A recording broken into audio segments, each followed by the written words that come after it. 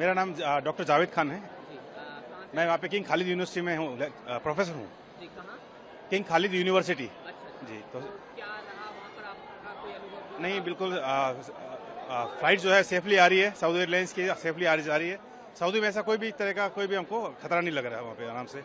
और सब कुछ माहौल जो है वो बिल्कुल शांतिपूर्ण है वहाँ पे। क्या आपने ये खुद से डिसीजन लिया आने का या कहाँ गया एडवाइजरी? नहीं, अभी हमारे वेकेशंस है, जो हमें ये ईद की वेकेशंस मिलती है 20 डेज़ की, उसके तहत हम हमारा शेड्यूल है, साल में दो बार आते हैं हम छुट्टियों में। वहाँ से वापस आने के लिए आपको एडवाइजरी भी तो होगी, वहाँ पर बोला गया होगा सुरक्षित जगह रहे। हाँ, ये मतलब कि जो सऊदी का है, DGCA है और सऊदी का जो है, उन्होंने ये सब कुछ कहा कि एडवाइज रखिए, सेफ रहें, वो करें और अपने एयरलाइन से कांटेक्ट में रहें।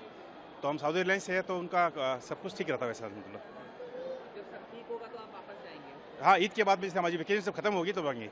बाकी ऐसा कुछ वहाँ सऊदी अरब में कुछ ऐसा माहौल का कुछ भी नहीं है, ऐसा सेफ है सऊदी अरब। मेरी फ़्लाइट लंदन से आनी थी, लेकिन मैं बहरीन में अटक गई थी, तो 5 दिन बहरीन में अटकने के बाद मैं अब दमाम से आ रही हूँ। तो ऐसी क्या सिचुएशन है बहरीन में जो आपको 5 दिन रुकना पड़ा हुआ? इंटरसेप्शंस चल रही थी।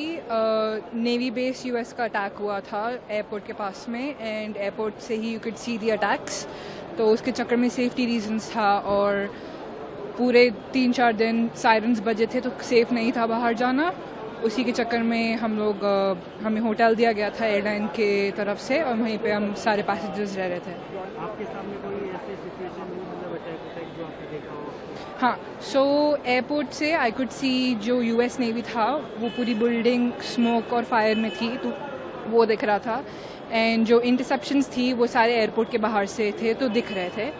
उसके अलावा जब इंटरसेप्शंस हो रही थी, मिसाइल अटैक हो रहे थे, तो हमारे होटल से वो सब सुनाई दे रहा था। सुबह ही वहाँ पे ड्रोन अटैक हुआ है अमेरिकन एम्बेसी के ऊपर, कल रात को हुआ और उसको इंटरसेप्ट करके और उसको डिस्ट्रॉय कर दिया। कोई डैमेज नहीं हुआ, कोई नुकसान नहीं हुआ, किसी तरह की कोई डिस्टर्बेंस भी नहीं है वहाँ पे। टाइमली सब कुछ हुआ है। तो आप कहाँ पर थे? कुछ अगर आपने कुछ एक्सपीरियंस किया? हाँ, हम बर दुबई में थे और रात को करीब 11:30 के आसपास, 11 साढ़े 11 के आसपास हमें आवाज़ तो जरूर आई हमारे को कि कुछ आवाज़ है, कुछ मिसाइल की आवाज़ है इस टाइप की, बस खिड़की में से हमें कुछ दिखा नहीं। फिर हमें सायरन की आवाज़ आई। सरकार ने एडवाइस किया था कुछ कि सुरक्षित रहें, यहाँ रहें? हाँ, वो एडवाइजरी तो आ रही है, वो तो रेगुलरली आ रही है। बाकी ऐसा सच कुछ पैनिक नहीं है वहाँ पे, पैनिक बिल्कुल। आप किस काम से गए थे? वर्किंग? क्या मतलब आप वर्किंग? नहीं, तो घूमने गए थे। इजी वापस आ गए या कुछ रुकना पड़ा, वेट? हाँ, हमें 4 दिन एक्स्ट्रा रुकना पड़ा। 4 दिन? हाँ, हमें 28 को रिटर्न था, वो हमें कैंसिल करा के हमें 4 को निकलना पड़ा। पहली तारीख का रिटर्न था, 1 मार्च का। अभी वो कैंसिल होके 2 तारीख को वो भी कैंसिल हुआ, 3 तारीख का भी कैंसिल हुआ। फिर एयर अरेबिया में था 4 तारीख का, वो भी कैंसिल हुआ। अभी जो सिचुएशन है, जो कल उधर हुआ है, उसके बाद सिचुएशन बहुत ख़राब थी। उसके बाद भी आज सुबह को फ्लाइट मॉर्निंग में एमिरेट्स का चालू हो गया था। और अभी कैसा हालात आपने देखा होगा? नहीं, ऐसे कुछ फ्लाइट तो बहुत बंदी थी, सन्नाटा बहुत था उधर, पर सब खाना पीना सब चालू ही है।